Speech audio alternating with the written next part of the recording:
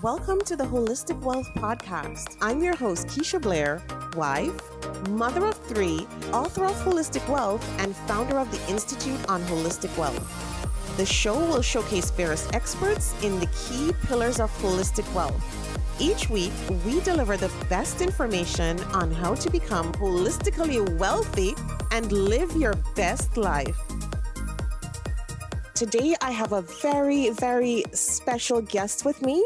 I have Patricia Gagic, and she is an accomplished international contemporary artist, an award-winning author. She is president of the Patricia Gagic Art Enterprise. Patricia, you've had so many accolades. I'm just going to give the audience just kind of like a quick roundup before we get started. I'll just give the audience just a few to get a sense of your accomplishments. So in 2013, Patricia was knighted as a Dame of the International Order of St. George, Grand Prior of Canada. She was a member of the Ontario Cabinet of Friends of the Canadian Museum for Human Rights and is a member of the Board of Directors of the Sir Edmund Hillary Foundation and the Devon Academy. Patricia, welcome to the show. We're so happy to have you here. And I just wanted to mention to the audience as well that you are the co-founder and advisor of Help Heal Humanity, which is a registered not-for-profit supporting education in Haiti and Kenya, which is one of your big nonprofit projects that you have going. So Patricia, welcome again. Wow, thank you so much, Keisha. I am really, really excited to be here and having this conversation with you. Yeah, no, I'm glad you're here. So I just wanted to start out right at the beginning of your career, Patricia, when you started out in finance. I want to hear a bit about that journey for you and then how you pivoted after that. Absolutely. I always believed that everyone was an entrepreneur and that the only way you would ever learn the real ins and outs would be to actually work for businesses. So I had several jobs. Before I was 15, I had 3 jobs, including working at a Burger King. I worked for a bridal salon, taking gowns in and out of their plastic bags as brides-to-be would try them on. And then, unfortunately, I did have a childhood high school sweetheart. And after all of those years and completing grade 13, he unfortunately passed. And so I really struggled with what am I going to do with the rest of my life? And I got a job at a bank as a teller. My parents were not in a financial position to support me in university. And I said, okay, I will just get the job and really dig my heels in. And I did. I fell in love with banking. I wanted to know every single job, and I did. I worked my way up right through to the ivory tower. And at the age of 25, I became one of the first female bank managers in the Manitoba, Saskatchewan district for the Bank of Montreal. And I was really excited because throughout that whole process, I always loved to draw. I was very left side, right side. I had a lot of different interests. And so after spending many years working my way through the bank, I eventually made the decision that I wanted to scout out on my own with all of that experience. And I bought a building and converted it into a retirement home. And I was like, what am I doing? But I loved people, and I loved thinking about ways to see the future, the silver-haired future, because this was back in the early 80s. And when I progressed through that, I also decided property management would be important. So I was fortunate to start my own company, Carolx Management Group and MLX Property Management, and managed several very large medical buildings and condominiums and apartment buildings. Really got my feet wet. So that was sort of the beginnings there. Yeah, no, that's very interesting because I know for you how your career evolved was through dabbling in several different fields and then ultimately finding your purpose. And in my book, Holistic Wealth, intentional life purpose is one of the key basic modules. And so I just wanted to ask you, because there's so many people right now, even struggling with that during COVID-19, as many people lose their jobs and realize that they're multi-passionate as I am, as you are, and they know they have a higher purpose and calling, and they're trying to figure out their life purpose. So I'm wondering, Patricia, how did you figure your way through all of the different career transitions to definitely land on something that you found your purpose and your calling in? I think the most beautiful part of my life was that I came from a very spirit filled family. My father was Catholic and he really came from nothing. And he felt that by having community, and of course, we went to church every week and I sang in the choir, I became really comfortable in my own skin. And many abstract things happened to me as I was growing up. And I had to fight some pretty significant measures of things that took place in my life that are not always easy for people to deal with. And yet I had this really high sense of energy, that all things are made up of energy and that the conditions of our body and mind were incredibly valuable and unique, and opportunities that other people might think, wow, this is just horrible. Or when I say opportunities, when I mean situations take place, I would always look at it through the lens of, this is a precious life and it is in front of me. I don't want to be attached to the suffering.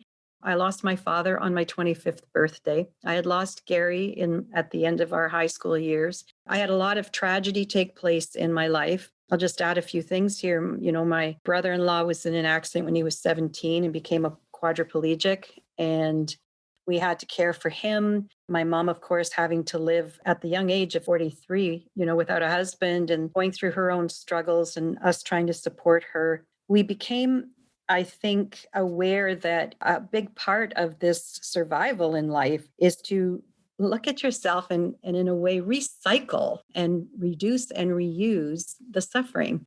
And I became really good at helping other people because I'd been through so much. I'd had so many bizarre things happen to me that are difficult. An example was I was on a horse on the Trans-Canada Highway. I was 23 years old. We were just taking a little stroll around the community. I was out in the farmlands of Rollo, and the horse got spooked and went onto the Trans-Canada Highway. And basically I was losing control and I had to slide. Yeah, I had to slide off on the highway about 40 miles per hour. It was a part quarter horse, part Appaloosa.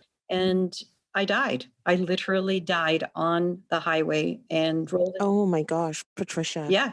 And I laid there until they found my body. And I believe that only miracles are, going to happen in life. Mm-hmm. But I came back to life. And that was a struggle all by itself. It was very hard to imagine the pain and suffering inside of that. But I felt if I'd been given this second chance to live in the world, then this isn't about me anymore. There's no more Yes. ego to play with and put me on top. I have to be here to serve humanity because we are actually Yes. one full consciousness. And it doesn't matter how many books you read or how many religions you tap into. I've studied, the Kabbalah, the Zohar, the Tanya, Maimonides, the Judaic mystery teachings, the esoteric teachings. I studied and have been studying the foundation for the preservation of the Mahayana tradition of Buddhism. I've spent many years tackling, the ins and outs of, everything from Nietzsche to Jean-Paul Sartre to all of those great minds, to come to the conclusion that, we are simply here, as Chardin says, it's a soul experience. It is your experience. Yes. And it's a clean slate that every single day you have the opportunity to choose. You have the opportunity to, I like to think about this and say, I don't want to be a lake. I want to be a river that just keeps flowing and flowing and can meander into all these different areas so that I'm always in a constant state of discovery. And, having the privilege of being taught by a master in France, which I have since 1999, I think that experience also provided me with the bandwidth to have the lens of experience, which incorporates being mindful, living within, from moment to moment and in between those moments to transfer, the suffering that I experienced into actually happiness and an acceptance of who I am and what I'm doing. So I like to feel, Keisha, that our lives are about generating compassion. And when we can take every single thing that we do and not make it about ourselves, but think about what we're doing that could potentially help the person that we're either in the relationship with, or our family members, or someone we know who's going through a difficult moment. If we just took the time and said, let me just dwell in the present moment with you, just to generate a person feeling that you're with them, you're not going to experience what they are, but you can stand in the space with them. Yeah. And that, I think, makes a big difference. I like to think that my values are about mystery, karma, humanity. And I think the key to all of that is using your wisdom to your advantage, the things that you learn, the things that you know. I know people don't like the word pivot. That's become kind of like a Right. super word of, Yeah. if we can pivot and focus, become more decisive, and take the lens off of the suffering and sadness and convert it. Yeah, convert it. When you mentioned your near death experience, and I wanted to ask you about that because I can't let that slip me because I'm fascinated with these things. I just can't. So I'm just wondering, what was that like? Were you actually pronounced, or was it just like out of consciousness and then maybe in a few minutes or a few seconds you were back to? Do you know, or did anyone tell you what happened in those few seconds? This is actually one of those moments where I had to make the decision. I'm on the highway, the horse is out of control, and there is a transport truck coming on the other side of the road at us, far enough away that I knew I would either be thrown or I would have no choice but to slide off. When I made the decision, I was sliding off. It's almost as if I can hear my own mind saying all of the things over and over in my mind. I felt I'm committing suicide. I'm taking my own death because there was no way I could survive at that pace, hitting the cement highway at the height that I was at, because on the highway, you're looking at fields of wheat, and the dip from the edge down is a good 10 feet. So I was so aware that this was going to be the end. And I said a prayer, and I did ask for forgiveness first. I asked that if this was my time, that I would, be looked after. And I had a sense of gratitude in a funny, weird way that I had experienced all the young things I had up until that point in time. And then when I slid off, there was nothing that happened after that for me. My head obviously banged hard. I broke my nose into the cement and I rolled off into the ditch. I was not conscious. And it had to have been at least 20 plus minutes before they actually found, I think it was about 20 to 30 minutes before they found me. And it was only and again, I'm going to call it this lightning bolt that cracked through my skull, how I felt. And I was underwater. The feeling was that I was drowning, that I was under water. The pain in my head was very severe, and I could not focus. I couldn't see anybody.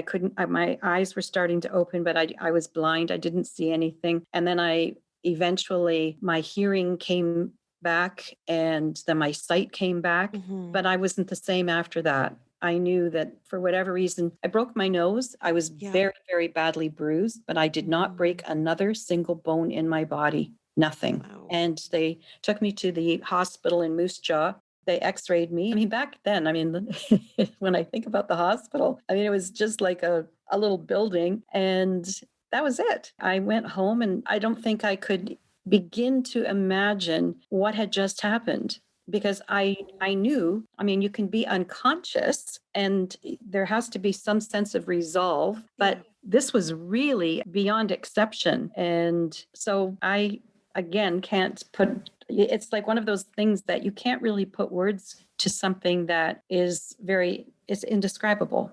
Yeah. Yeah, absolutely. And of course, I've never had your experience, but as you know, I've had experiences with tragedy too that changed my life. Yes. And it's funny because I did a talk with the Library of Toronto like 2 days ago. And one of the participants asked me about this line that I wrote in my viral article. And the line said something to the effect of, striving for the highest paid position is futile or is pointless. Service to humanity is the highest calling. And I said that when I wrote that article because I had the same epiphany as you did. And I came out of that tragedy when my husband died tragically of a rare disease when he was 34. I was just 31. And I came out of that experience feeling the same way, that this was not about ego anymore. Mm. This had to be about serving humanity. And, they asked me to explain that statement. Why is striving for the highest paid position pointless? And I answered it. But as I'm listening to you, it's become more evident again, in your story and through other stories that our lives are for the greater good of humanity. I wanted to just ask you about your work with your foundation, Help Heal Humanity, and all of the type of work that you do in other countries. How did that get started? And what has that been like for you? Oh my gosh, this is like my favorite thing to talk about. I always, even as a small child, if I was given an apple, I would try and find somebody to share it with. If I had candies, I would try and find somebody to give them to. It's almost like reverse dominoes. I would receive things that I had to give away, and I still do. This is like a crazy thing, but I've always believed in this sense of sharing. So from a really young age, I was 13. I was president of the CYO at the church, and I would have groups of people up to the ages of 18 that I would be organizing dances and things for. Then I became involved with, as I got older, with Junior Achievement and the United Way Board I sat on, Bach Elgar Choral. Then I was really involved with the Cancer Center and the Wellwood Resource, raising money and trying to help people. In 2006, I had this unbelievably fabulous friend who had written a book called Markawasi, the Stone Forest of Peru, and she was going to Thailand to have a meeting with the printers because it was much cheaper to have it done. It was going to be a coffee table book. And when she was there, I said, wow, if you get a chance, you need to go to Cambodia because that Angkor Wat was always on my bucket list. And I never thought in a million years I would ever get, have the privilege to travel to, faraway places. So when she arrived into Angkor Wat, there was a young monk that was sitting beside a sign that said, school for poor children and orphanage. And this is like a really dilapidated building at the South Pagoda in Angkor. And so she said, do you speak English? And he said, yes. And she said, what is this cement pad on the ground? And he said, these are the footings because Master Kawan, who is the gatekeeper of Angkor, his orphanage is going to be shut down because it's such an eyesore. UNESCO is coming in with money from Sweden, from Australia, and they're starting to work on the sandstone steps and the carvings inside of Angkor to bring more tourists and to raise the awareness. But they don't think that, these buildings eventually should be torn down. And because that pagoda has been there for over 150 years, Master Khan was devastated. Now, during the time of the Khmer Rouge, Pol Pot burned, it was a genocide. 1 million people were murdered and all the books were burned. What the monks did was they took all of the Buddhist teachings and the Cambodian folklore. They were written on wreaths and they were buried underground under the stupas, like the cemetery stones. So for 25 years, as they were buried, post the Khmer Rouge regime, Master Kawan felt that if UNESCO or if the government's going to ask him to shut things down, now is the time to take these teachings out from underneath the ground and to rewrite them, to build a library that would be very beautiful, that would become an attraction, and that he could actually have a small school for the monks. And so the story goes that my friend Kathy calls me and she said, Patricia, do you have any money? I said, what's wrong? I said, are you in trouble? And she goes, no, you're building a library. And I went, oh my gosh. So without even blinking, Keisha, I wrote and transferred 5,000 US dollars. And we gave Master Kawan enough money to get everything started. Wow. And then, of course, that seed money was great because the local community then put money in and we were able to finish it. And it's a beautiful building. the wonderful part of synchronicity of life. In 2007, a couple of our friends were organizing a trip to China just before the Olympics. And they called us and said, "Would you like to go?" And it was going to take place during the time of my Mhm. birthday. So I convinced my husband this would be the best birthday present ever. And that we would go on this trip starting in Beijing and we would go all the way down to Singapore, where I would take a flight to Cambodia and I would go and visit and see the library and meet Master Kawan. And it all came together. And I did. And I spent 4 days. And when I walked through the jungle, through Angkor, and I saw the bullet holes in the walls of the buildings that were still existing, and I asked Master Kawan, I mean, he doesn't speak English, so I had an interpreter.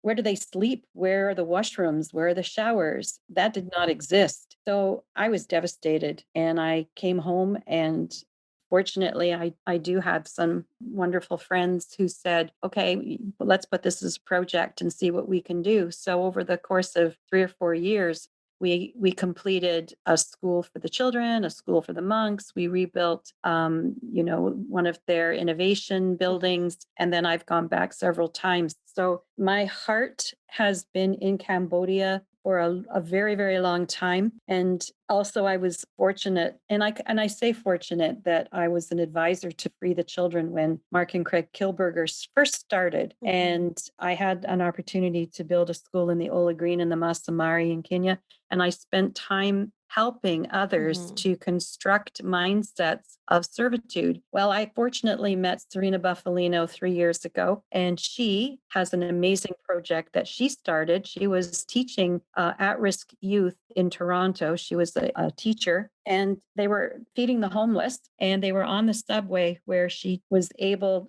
to look up at the cameras. And it was during the time that they announced the Haiti earthquake had taken place. Mhm. And the children that were with her looked at her and said, what's the problem? And she said, you kids are complaining about being in school. These kids don't even have a school and will now not have a school. And they got back to their classroom and the kids said, why don't we just build a school? So she started her project, which took a good 10 years. And then Mhm. when we met, her school was finally finished. And then we helped raise money to sponsor the 100 Mhm. children that came to the school. And so for the last year, we've been working on sponsoring the children in Haiti, in Cité Soleil, which is the poorest of the Wow. poorest areas. Mother Teresa has always said that this was the most difficult mile she had ever walked in her entire life. And so that's where we're at right now. We are trying to be mindful about feeding the homeless. We have outreach programs in Mhm. Toronto, and we've recently put a US board together. So we're doing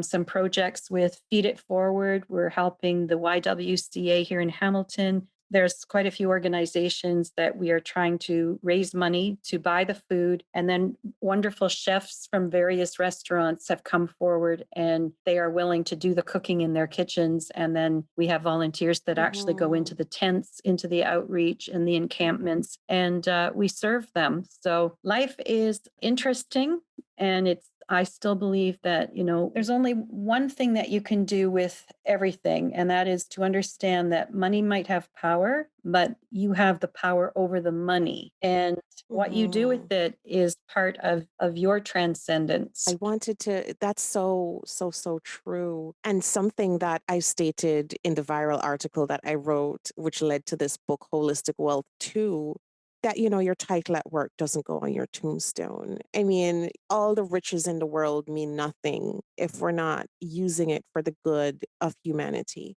And, we recently set up a family foundation recently, Patricia. Like, we have to partner with you in some way because Oh, I want to talk. I definitely want to talk. And I said in the back of my book, that I would be launching a separate foundation in my husband's honor as well, too, because he was so big on charity. He built houses with Habitat for Humanity. He was a CGA, a CPA, and he did the taxes, for Canadians, senior citizens who couldn't afford it in tax time on a Saturday. Wow. Yeah, he'd go down and he'd do their taxes free. And I want to honor that Wow. legacy. I really do. And with everything that's happened with the book and everything, I've done some, but I need to do more. And when I hear you, you've inspired me to do more. So I need to partner with you, because even recently we've been looking about how to help kids in Jamaica during COVID, because we have roots there. And, some of those kids barely have internet access. They can't work online. Some of them don't have I know. food. And so we've been scratching our heads too. And through this time, it's been challenging. And I think everybody is faced with that,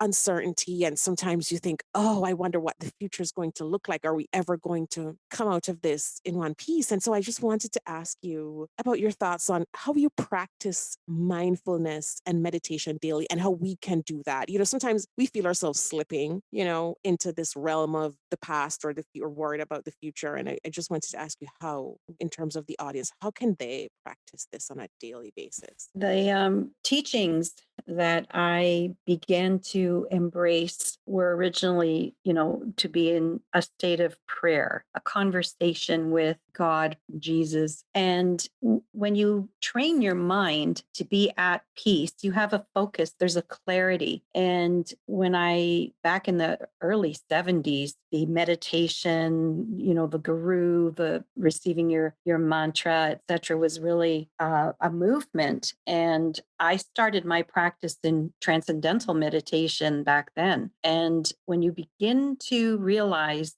power your mind has over all things, I still add and tackle that there is a piece of it which is karma, but the future is an echo of our past actions. So if we tackle meditation, which is a practice one should do every day, even if it's simple breathing exercises where we allow our mind and our body to come to a place where, even for 5 minutes a day, you have balance, where you can sit quietly. Sitting alone by yourself is the hardest thing.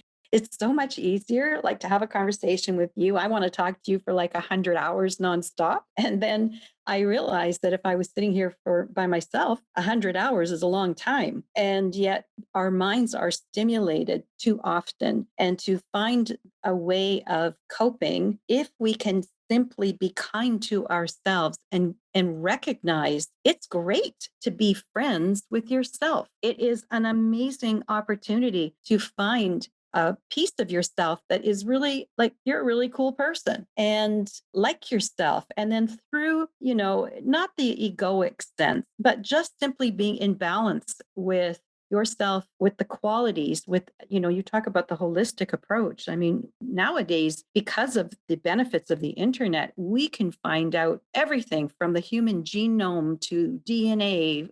There are big companies right now that are actually able to tell you what your gut should be having, like how your gut is processing. And, 1, 2, 3 DNA, all of those things are in front of us. We have to look at, how do you live at the highest and best that you can? And it isn't always about having enough money. I can't afford to do those things. I think we are all resourceful people and we can find ways. But I think the first part of anyone's practice is to choose to be on a path, whether you believe in a God or not. I strongly feel that by having an understanding of clarity in your own mind, you can find patience, you can learn generosity, you can have compassion, and begin to solve some of the issues that perhaps you only know that they're issues, but truly are they? So questioning the who, what, where, when, and why, and finding out why, like, what is your purpose? Simon Sinek, like, there are so many opportunities for people to just stretch their mind and to reevaluate. So just find the confidence in yourself to sit quietly and just try. Yeah, no, those are wise words. And definitely it's worth the effort for the payback in terms of self awareness and how we can grow and learn during that time. So, Patricia, just wondering if you could tell our audience where to find you on social media, your website, so they can look you up. Oh, thank you. So www.Patricia Gagic, so PatriciaKarenGagic.com. I'm not, it's funny. I know I should do more social media, and that's probably something that will happen in the near future, but I definitely am on Facebook as well. So Okay, great. And again, it was so good having you here and hearing about your journey and, transformation and all of that. It was so good. Thank you so much for sharing your story with us. Oh, you're so welcome. Thank you for the opportunity. Thank you for joining us this week on Holistic Wealth with Keisha Blair. Make sure to visit our website, KeishaBlair.com, where you can subscribe to the show on iTunes, Spotify, or via RSS, so you will never miss a show. While you're at it, if you found value in this show, we'd appreciate a rating on iTunes, or if you simply tell a friend about the show, that would help us out too. Are you a member of the Institute on Holistic Wealth? If not, what are you waiting for? Go to Institute on Holistic Wealth /memberships to choose your membership plan and join. As a member, you get so many perks. Free worksheets, advice, coaching, and a member's workshop to design an intentionally designed life. You need to figure out your life purpose? Take the Build Your Life Purpose Portfolio online self-paced course. You're struggling with all your money decisions? Take the free financial identities quiz and then take the course. You recently had a breakup, job loss, or experienced the death of a loved one? Take the holistic healing course. You need an overall plan to achieve holistic wealth? We will help you figure out your holistic wealth blueprint. And of course, if you want to start making money by helping others achieve holistic wealth, become a certified holistic wealth consultant. Regardless of what career you've got, the Institute will show you how to increase your income and walk in your purpose. The sooner you join, the sooner you start to achieve a more holistically wealthy lifestyle. And you're going to want to stay for a very long time. So go to Institute on Holistic Wealth /memberships to join. If you haven't read the book yet, pick up a copy of the award-winning best-selling Holistic Wealth 32 Life Lessons to help you find purpose, prosperity, and happiness.